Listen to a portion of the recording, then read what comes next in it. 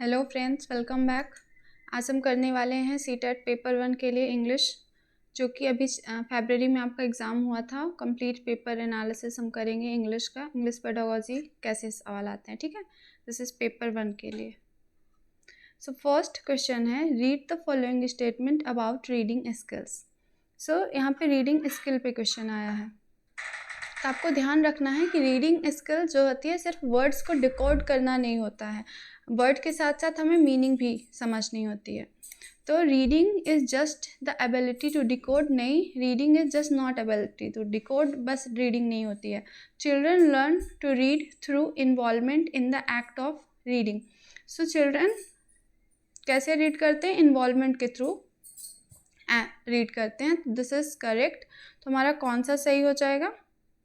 Only B is the true, option number A is the correct answer, ठीक है। Next हम देखते हैं, विच of the following principle of emerging literacy is not supported by Vygotsky. तो आपको ध्यान रखना क्या एक बात, कि वाइगोत्स्की के केस में उन्होंने जो जोर दिया है वो दिया है लैंग्वेज पे, और लैंग्वेज कैसे लर्न की जाती है? सोशल इंटरेक्शन से। कैसे? वाइगोत्स्की के अनुसार language is learn through social interaction, social interaction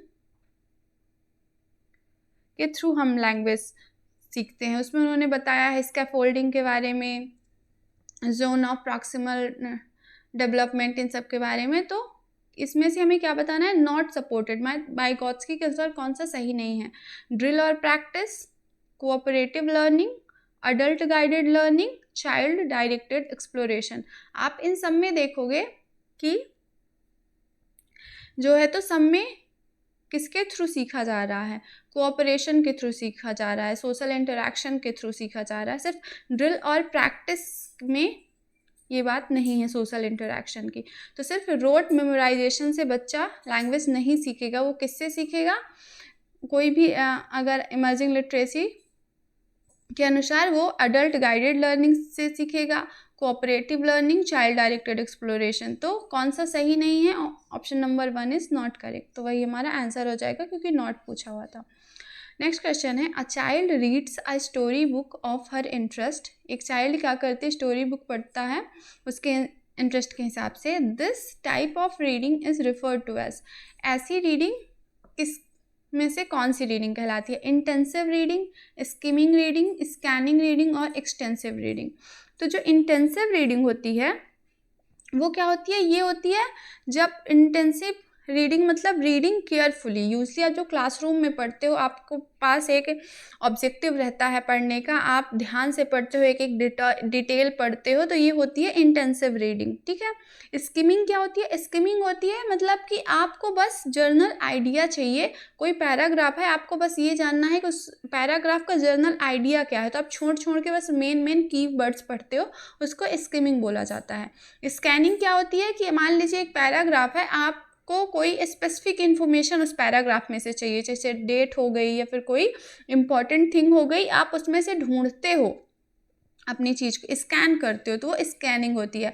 और एक्सटेंसिव रीडिंग क्या होती है? यहाँ पे आप एन्जॉयमेंट के लिए पढ़ रहे हो, तो यहाँ पे आपको कोई एग्ज़ाम या फिर कोई स्पेसिफिक एक इन्फॉर्मेशन नहीं चाहिए, यू रीड फॉर एन्जॉयमेंट। बड़े बड़े पैराग्राफ्स आप रीड करते हो, ये क्या होती है? एक्सटेंसिव रीडिंग होती है। तो यही पूछा गया कि स्टोरी बुक अपने इंटरेस्ट के लिए पढ़ रही है, तो क्या है वो है एक्सटेंसिव रीडिंग। तो option number 4 is the correct answer.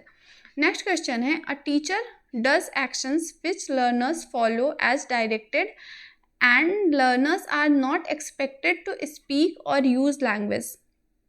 तो यहाँ पे क्या बोला जा रहा है कि teacher does actions which learners follow, मतलब टीचर एक्शन करता है और लर्नर क्या करते हैं? फॉलो करते हैं, जैसा कि टीचर ने कहा गया है। और लर्नर कुछ से एक्सपेक्ट नहीं किया रहा है कि वो बोलेंगे या फिर कोई लैंग्वेज यूज़ करेंगे।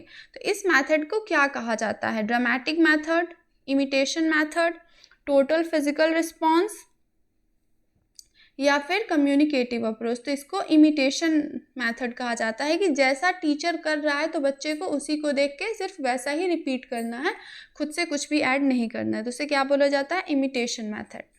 नेक्स्ट क्वेश्चन है, a teacher believes that free writing will help her students to strengthen their language skills.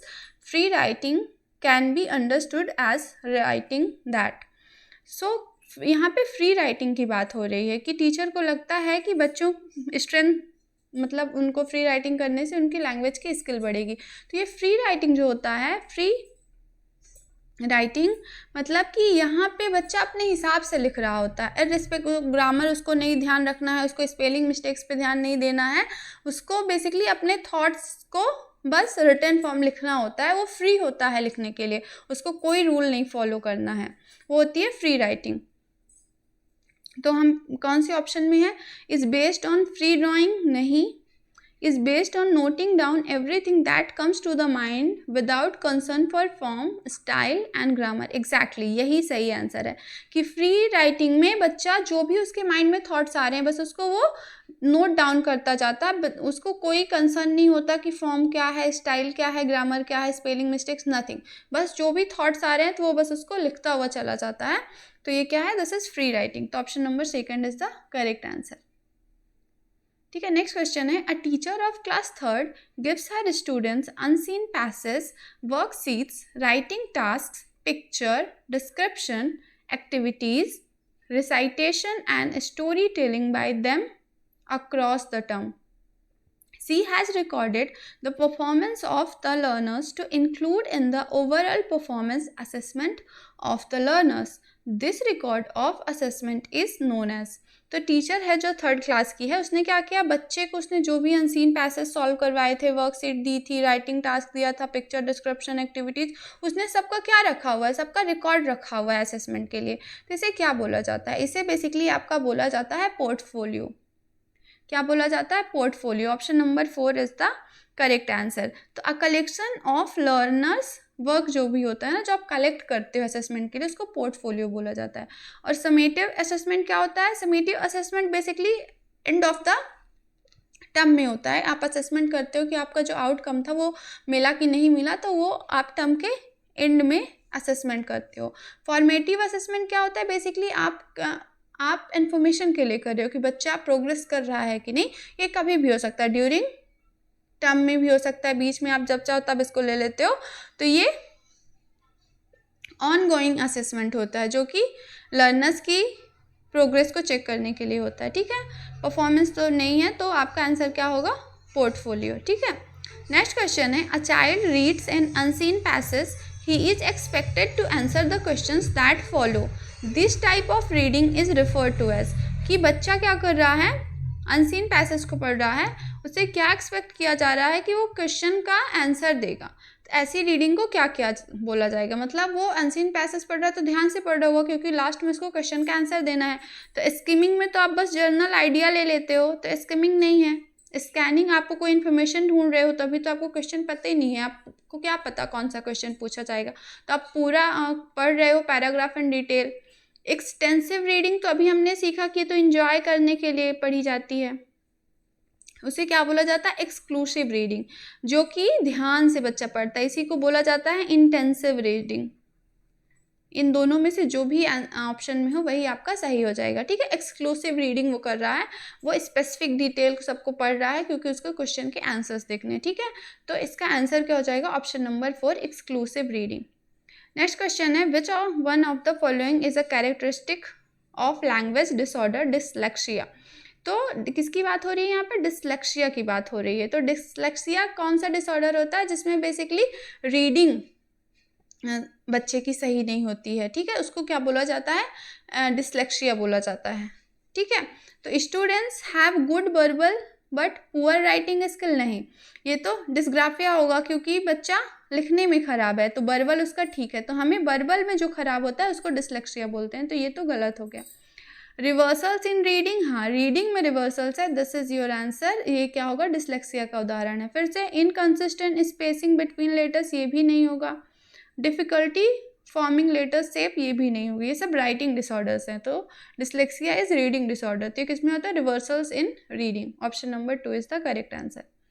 Next question है, a classroom makes the learners notice language through various means on the ball, class library, audio and video, this can be described eight.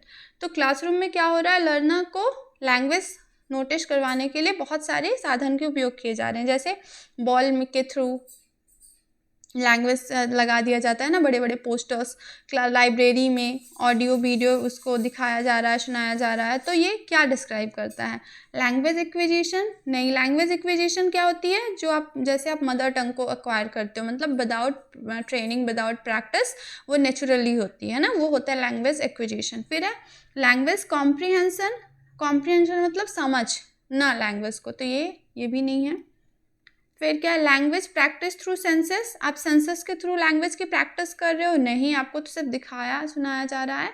ठीक है। Input rich environment, मतलब environment को language सीखने के अनुकूल बनाया गया है। इनपुट रिच इन्वायरमेंट इसे बोला जाता है कि इन्वायरमेंट को ही लैंग्वेज सीखने के अकॉर्डिंग क्या कर दिया गया, ढाल दिया गया। तो option number 4 is the correct answer. Next question है, which approach makes use of carefully selected and graded item. इनमें से कौन सी अप्रोच है जो कि सिलेक्टेड और ग्रेडेड आइटम के उदाहरण है? तो structural approach, constructivism approach, communicative approach और स्किल बेस्ड अप्रोच। तो इसका सही आंसर क्या हो जाएगा? Option number first, this is structural approach. Option number 1 is the correct answer. ठीक है। नेक्स्ट क्वेश्चन देखते हैं, given below are 2 statements, one marked as assertion and other reason. Read the statement and choose the correct option. तो कथन क्या बोल रहा है कि लैंग्वेज या फिर assertion is an effective tool for communication. Language एक इफेक्टिव टूल है कम्युनिकेशन के लिए। This is true. भाषा का हम यूज़ करते हैं ना कम्युनिकेट करने के लिए। आप कैसे मेरी बातों को सुन पा रहे हो, समझ पा रहे हो? लैंग्वेज के थ्रू आप समझ रहे हो ना, आप सुन रहे हो, मैं बोल रही हूँ, तो ये लैंग्वेज कम्युनिकेशन का काम कर रहा है ना। फिर language helps to convey social messages, this is also correct. तो both A and R R correct and R is the correct explanation of A. तो option number 2 is the correct answer. Next है, in process writing approach pre writing is. तो process writing approach में pre writing क्या है? तो आपको ध्यान रखना है कि जब हम बात करते हैं किसकी, प्रोसेस राइटिंग अप्रोच की, तो उसमें क्या क्या आता है? प्रोसेस राइटिंग अप्रोच में आपका आता है प्री राइटिंग, फिर क्या आता है? प्री राइटिंग आता है, फिर ड्राफ्ट मेकिंग आता है, और ड्राफ्ट मेकिंग आता है, फिर आप उसको क्या करते हो, इवैल्यूएट करते हो और एडिट करते हो, पब्लिशिंग करते हो। तो बेसिकली बेसिक स्टेप्स जो होते हैं राइटिंग प्रोसेस में, वो आपके होते हैं कितने? 5। कितने होते हैं? 5। नंबर 1 में आपका क्या आता है? प्री राइटिंग,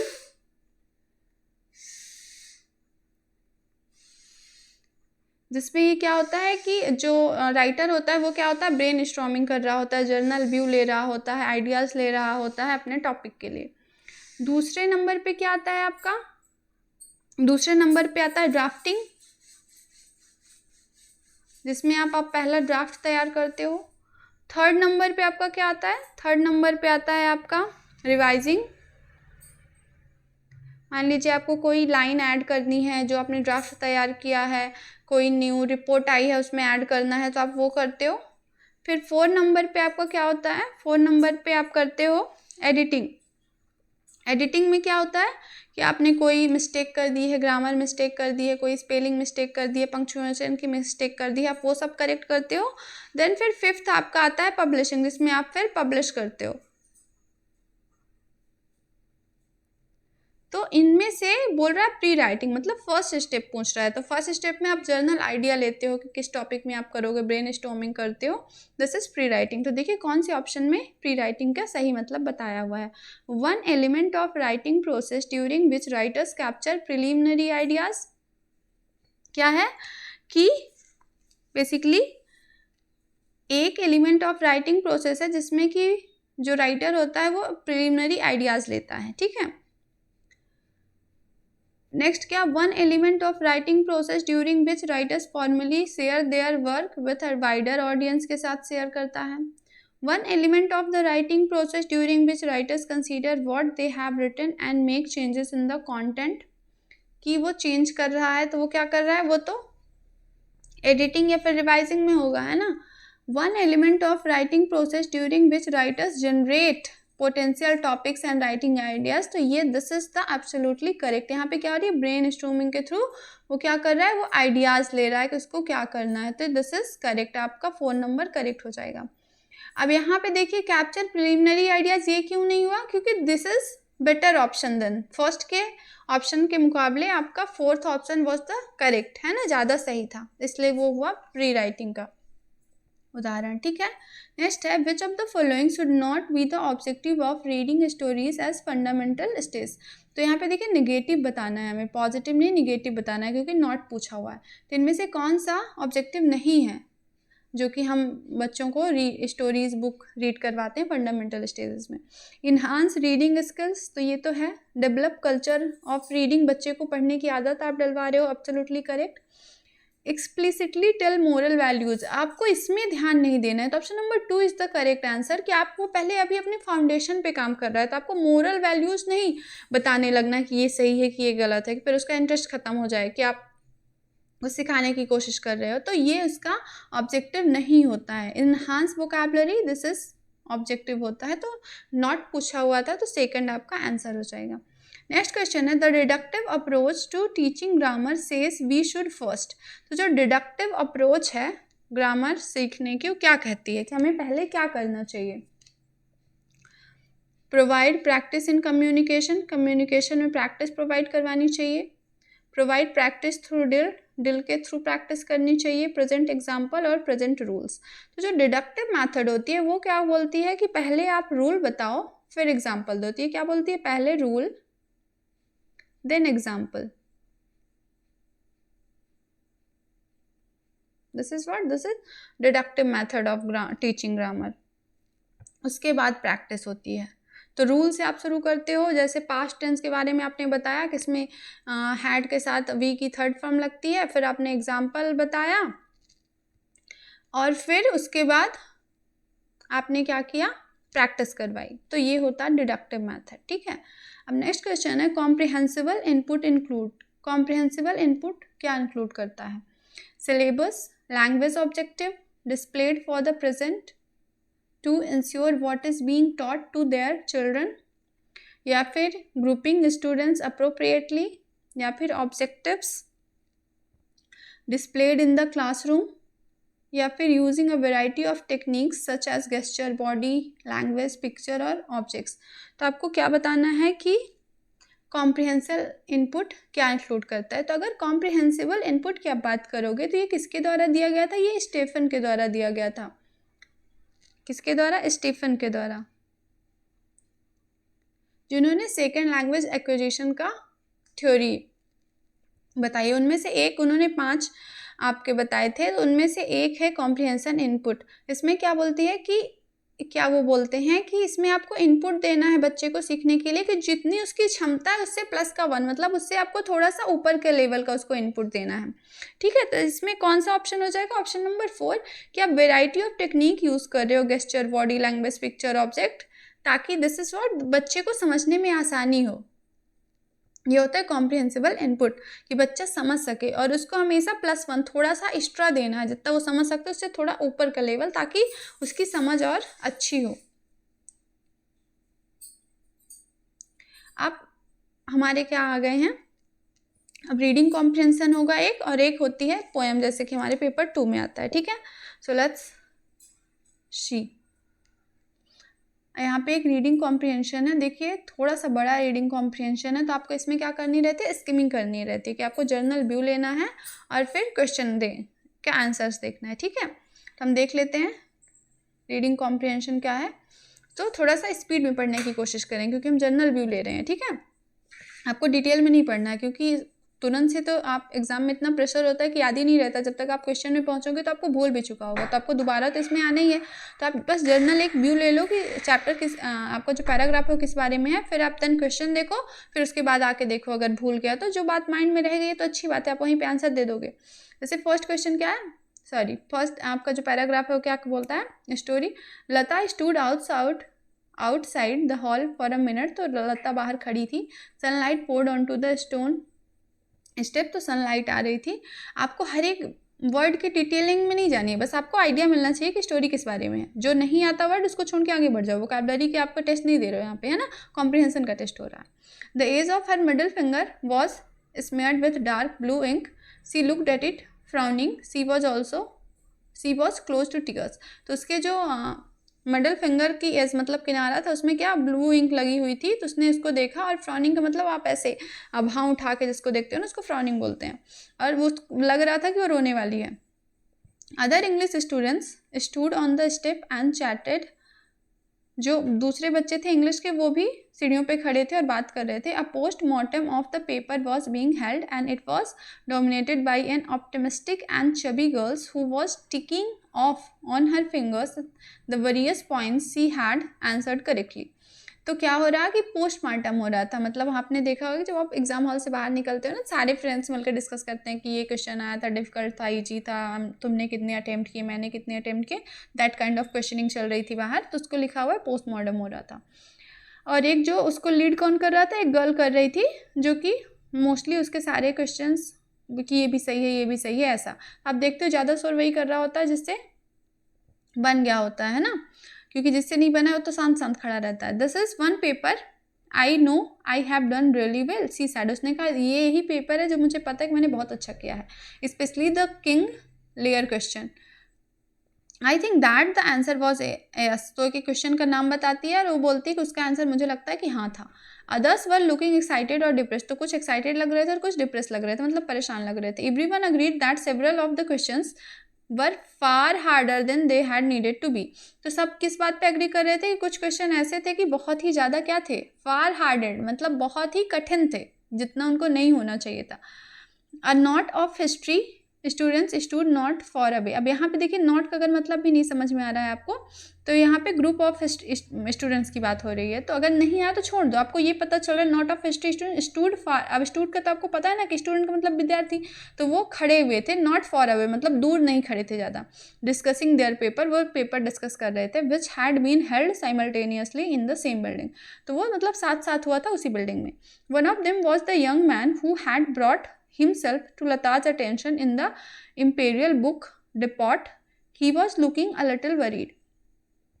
तो क्या बात हो रही है कि उनमें से एक था यंग मैन जिसने लता के अटेंशन में आया था किसी बुक डिपॉट में, और वो भी थोड़ा सा चिंतित लग रहा था।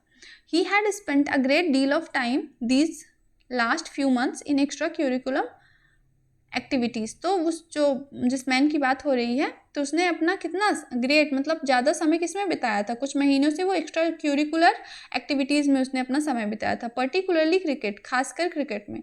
And this had taken it's toll upon his performance, और इसने क्या लिया था, टोल अपॉन हिज परफॉर्मेंस, मतलब कि उसका असर उसकी परफॉर्मेंस में दिखाई दे रहा है, कि मतलब बच्चे ने पढ़ाई नहीं करी है ना, सिर्फ क्रिकेट खेला है। Lata walk to a bench beneath the gulmohar tree, तो वो एक बेंच रखी हुई थी गुलमोहर ट्री के नीचे, उस पर गई, sat down to collect herself, बैठ गई अपने आप को क्या समेटने के लिए, मतलब दुखी थी, उसका पेपर नहीं बना रहा होगा ना। When she got home for lunch, जब वो घर जाएगी लंच के लिए, she would be pestered with 100 questions about how well had she done, कि मतलब जब वो घर जाएगी तो उससे कितने सारे क्वेश्चन पूछे जाएंगे कि उसने कितना अच्छा किया, है ना। She looked down at the red flowers that lay scattered at her feet, उसने नीचे देखा रेड फ्लावर्स पे जो उसके पैर के पास बिखरे फैले हुए थे। In her head she could still hear the buzzing of the fly, तो अपने सिर के पास क्या सुन पा रही थी कि कोई तितली मंडरा रही थी। The young man, though he had been talking to his classmates, had noticed her walking down the steps. जो यंग मैन था उसने वो हालांकि वो अपने क्लासमेट के साथ बात कर रहा था, लेकिन उसने नोटिस किया था कि वो आई है स्टेप्स में। When she sat down on the far bench under the tree, जब वो बैठ गई दूर बेंच में ट्री के अंदर नीचे, he decided to have a word with her, उसने क्या डिसाइड किया कि उसके साथ कुछ बातें करेगा। He told his friends that he had to go home for lunch, तो उसने अपने दोस्तों से क्या बोला कि उसे घर जाना है लंच के लिए। That his father would be waiting for him, और उसके फादर उसका वेट कर रहे होंगे। Hurried along the path past the gulmohar, और उसने क्या किया, वो गुलमोहर के पास्ट गया। गुलमोहर क्या थी, ट्री थी ना, पास्ट मतलब होकर। As he came to the bench, जैसे वो बेंच पर आया, he uttered an exclamation of surprise and stop, तो उसने क्या सरप्राइज जताया और रुक गया। ये था हमारा पैराग्राफ। ठीक है, हमने जो अंडरस्टैंडिंग लिया उसके थ्रू हम क्वेश्चन का आंसर करेंगे। अगर हमें नहीं आता है क्वेश्चन समझ में तो हम आएंगे दोबारा से पैराग्राफ पे। ठीक है, वाई वॉज लता फ्रॉनिंग, तो लता क्यों फ्रॉनिंग कर रही थी, क्यों उसने भाव चढ़ाया हुआ था। Because he had quarrelled with her friend, दोस्तों से लड़ाई हो गई थी। नहीं, because he had not done well in examination, लग रहा है यही हमारा आंसर होगा, आगे पढ़ लेते हैं। Because he had been scolded by parents, नहीं। Because he had not taken exam, ये भी नहीं। तो option number second is the correct, कि उसका पेपर सही नहीं गया था, है ना, एग्जामिनेशन। नेक्स्ट है विच एग्जाम हैड लता टेकन, लता ने कौन सा एग्जाम लिया था, तो उसने इंग्लिश का एग्जाम लिया था ना, तो इंग्लिश ऑप्शन नंबर थर्ड में इंग्लिश लिटरेचर। नेक्स्ट क्वेश्चन है which of the following statements is true और फॉल्स, इसमें से कौन सी सही है कौन सी गलत है। Lata had done well in examination, नहीं, अगर वेल करती तो दुखी क्यों होती। She feared she would be ask how she had fared in the examination at home, उसको लग रहा था डर कि उसको घर में पूछा जाएगा कि उसने कैसे एग्जाम में परफॉर्म किया है, तो दिस इज राइट, वहाँ पे लिखा भी था, तो ए गलत है और बी ट्रू है। So B is true but A is fault, option number third is the correct answer. देखिए यहाँ पे बी ट्रू है, लास्ट में लिखा हुआ है, ए फॉल्स है, शुरू में लिखा हुआ है B is true, A is false, तो ऑप्शन काफ़ी कंफ्यूजिंग कभी कभार हो जाते हैं, तो आपको ध्यान से पढ़ के आंसर देना है। ठीक है, which of the following statement is true और फॉल्स, फिर से सही और गलत पूछा हुआ है। Some history students too were discussing their paper, हाँ डिस्कस तो कर रहे थे हिस्ट्री वाले भी। The young man too had not fared well in his exam, ये भी सही है कि उसके भी पेपर सही नहीं गए थे, क्यों, क्योंकि वो एक्स्ट्रा क्यूरिकुलर एक्टिविटीज़ में पार्टिसिपेट किया था, तो both A and B are true, option number first is the correct answer.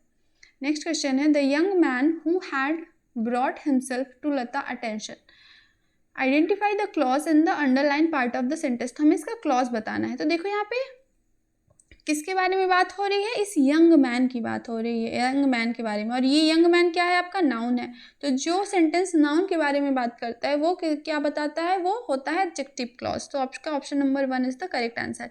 कैसे पता चला, देखो यहाँ पे यंग मैन है, यंग मैन कोई इंसान की बात हो रही है, तो इंसान क्या होगा, नाउन होगा। और देखो हु हैड ब्रॉट, मतलब इसके बारे में बात हुई है कि वो लता के अटेंशन में आ गया, तो ये नाउन के बारे में बता रहा है, इसलिए क्या होगा एडजेक्टिव क्लॉज, क्योंकि एडजेक्टिव जो होता है वो नाउन के बारे में बताता होता है, राइट। नेक्स्ट क्वेश्चन देखो, the edge of her middle finger, अब यहाँ पे जो एज है, name the part of speech of the underlined word in the given sentence part, तो हमें यहाँ पे क्या करना है, पार्ट ऑफ स्पीच बताना है, किसका, एज का। अब यहाँ पे देखो एज क्या होता है, उंगली की बात हो रही है, उंगली का किनारा, मतलब उंगली क्या होगा, नाउन होगा, ये क्या होगा, noun, option number third is the correct answer. How well she had done, identify the tense of the given expression, तो यहाँ पे देखिए हमने यहाँ पे एग्जाम्पल भी लिया था ना, कि अगर अप्रोच में लिया था कि जैसे हम पढ़ रहे थे ना डिडक्टिव मेथड, तो पहले रूल बताया जाएगा फिर एग्जाम्पल दिया जाएगा, तो मैंने बोला था ना कि अगर पास्ट टेंस पढ़ाओगे तो पहले हैड बोलोगे फिर भी3 पढ़ोगे, तो हैड का क्या होता है, पास्ट परफेक्ट का, पास्ट परफेक्ट की अगर हम बात करें तो यहाँ पे क्या होता है, आपका सब्जेक्ट होता है प्लस सब्जेक्ट आप करोगे, देन हैड लगाओगे, प्लस भी3 होती है, प्लस आपका ऑब्जेक्ट होता है। तो यहाँ पे देखिए सब्जेक्ट सी हैड डन, तो यहाँ पे क्या है, पास्ट परफेक्ट है, तो option number present perfect, past perfect tense, option number 2 is the correct answer. ठीक है, अब देखिए यहाँ पे यूज हुआ है the knot of history student, तो यहाँ पे नॉट का मतलब क्या होता है, group, knot means in this expression, knot का क्या मतलब है, joint, group, string, group, option number 4 is the correct answer, है ना, बच्चों का ग्रुप। A postmortem of the paper was being held, identify the literary device used in the expression, तो यहाँ पे पेपर का क्या हो रहा है, पोस्टमार्टम हो रहा है, पोस्टमार्टम तो बॉडी का होता है लेकिन पेपर का हो रहा है, मतलब यहाँ पे कैसे यूज़ हुआ है, मेटाफर की तरह यूज़ हुआ है। मेटाफर मतलब नॉट लिटरली, मतलब डिस्कस कर रहे हैं वो, एज एग्जाम्पल ले रहे हैं, सच में नहीं पेपर का पोस्टमार्टम हो रहा है, क्या हो रहा है यहाँ पे, एज अ मेटाफर यूज़ हो रहा है, तो option number 2 is the correct answer. Next, अब यहाँ पे देखिए पोयम है, अब ये सबसे डिफ़िकल्ट पार्ट होता है, क्योंकि पोएट्री तो हमें वैसे भी ज़्यादा समझ नहीं आती है, अगर उस पर क्वेश्चन पूछ लें तो थोड़ा सा डिफ़िकल्टी लेवल इसका क्या होता है, बढ़ जाता है। तो इसके जितने आपको आए लगा देना है, नहीं आए तो परेशान नहीं होना है ना, क्योंकि बाकी का पेपर तो हम कर ही लेते हैं, इसको आपको सबसे लास्ट में करना होता है, ठीक है। चलिए तो हम पढ़ते हैं। The mother twisted through and through groaned on a mat. तो क्या मदर क्या कर रही थी, ट्विस्ट मतलब घूम रही थी, थ्रू एंड थ्रू, ग्रोन मतलब अर्ध में कराहना, मैट में। My father sceptic rationalist. Sceptic का मतलब होता है कि आप क्या कर रहे हो, शंका कर रहे हो। स्केप्टिक का मतलब होता है शंका करना, ठीक है। तो स्केप्टिक होता है कि आपको विश्वास नहीं हो रहा। रेशनलिस्ट का मतलब होता है प्रैक्टिकल होना।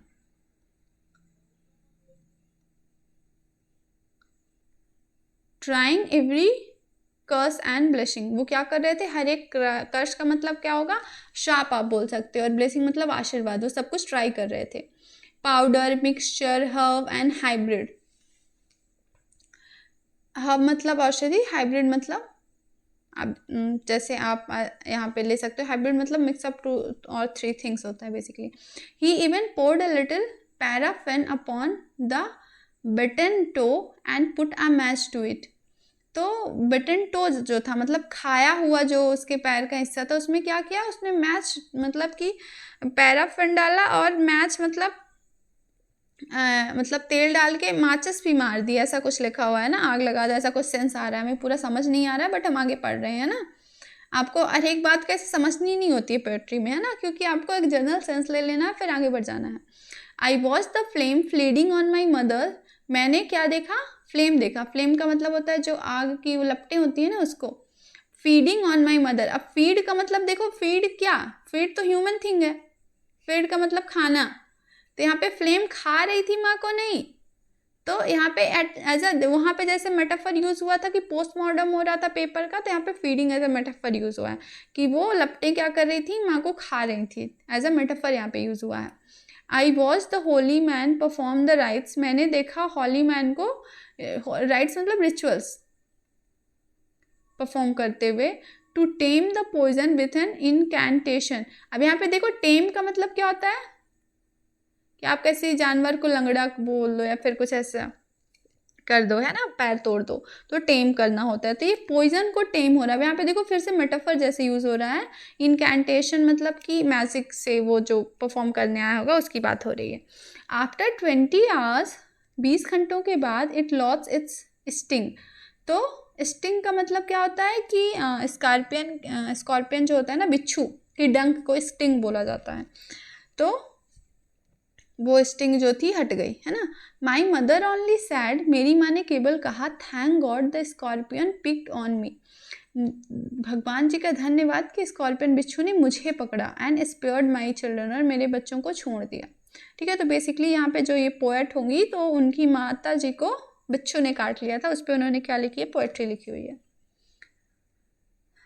इतना हमें समझ आया है ना। तो नेक्स्ट हम पढ़ते हैं question, who is the narrator in the poem, the reader, common man, the poet और विलेजर। तो पोएट ने खुद नरेट किया है अपनी माँ के बारे में, ना, तो option number 3 is the correct answer. What was the condition of the mother. Mother की क्या कंडीशन थी, she had recovered from illness, वो इलनेस से बाहर आ गई थी, रिकवर कर गई थी। सी वॉज इन अक्यूट पेन। तो हाँ, सी वॉज इन अक्यूट मतलब बहुत ही पेन में वो थी, क्योंकि लिखा हुआ था ना यहाँ पे, फर्स्ट लाइन ही थी कि my mother twisted through and through groaning on a mat, कि वो मैट पर लेट कराह रही होंगी, है ना। नेक्स्ट क्वेश्चन है, by conviction, by conviction, by conviction the father was. तो फादर के बारे में क्या कन्विक्शन था, a devotee of God, a confirmed atheist. Atheist मतलब the one who does not believe that God exist, है ना।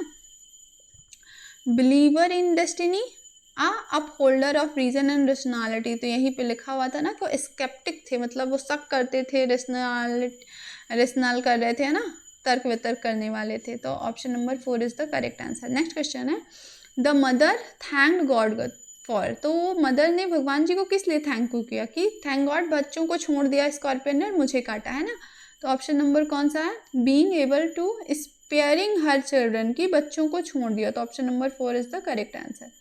नेक्स्ट है which literary device has been used in the expression to tame the poison. तो इनमें से कौन सी literary जो device है वो यूज़ हुई है, तो यहाँ पे क्या मेटाफर यूज़ हुआ है, तो option number 4 is the correct answer कि पॉइजन को टेम कर दो, मतलब पॉइजन को लगड़ा कर दो, तो ऐसा नहीं होता है ना, ये एज अ मेटाफर यूज़ हुआ है। Which figure of speech is there in the flame feeding on my mother. तो यहाँ पे फिर से क्या हो रहा है, देखो फ्लेम क्या हो रही है, मदर को फीड कर रही है, तो फ्लेम क्या खा सकती है किसी को, तो यहाँ पे क्या हो रहा है, यहाँ पे पर्सोनिफिकेशन हो रहा है। मतलब पर्सोनिफिकेशन का मतलब होता है कि आप फ्लेम को as a human being treat कर रहे हो, तो यहाँ पे क्या होता है, पर्सोनिफिकेशन किया जा रहा है। तो option number 1 is the correct answer. ये टोटल 30 क्वेश्चंस थे। आई होप आपको क्लास पसंद आई होगी। सो कीप स्टडिंग, मिलते हैं नेक्स्ट क्लास में।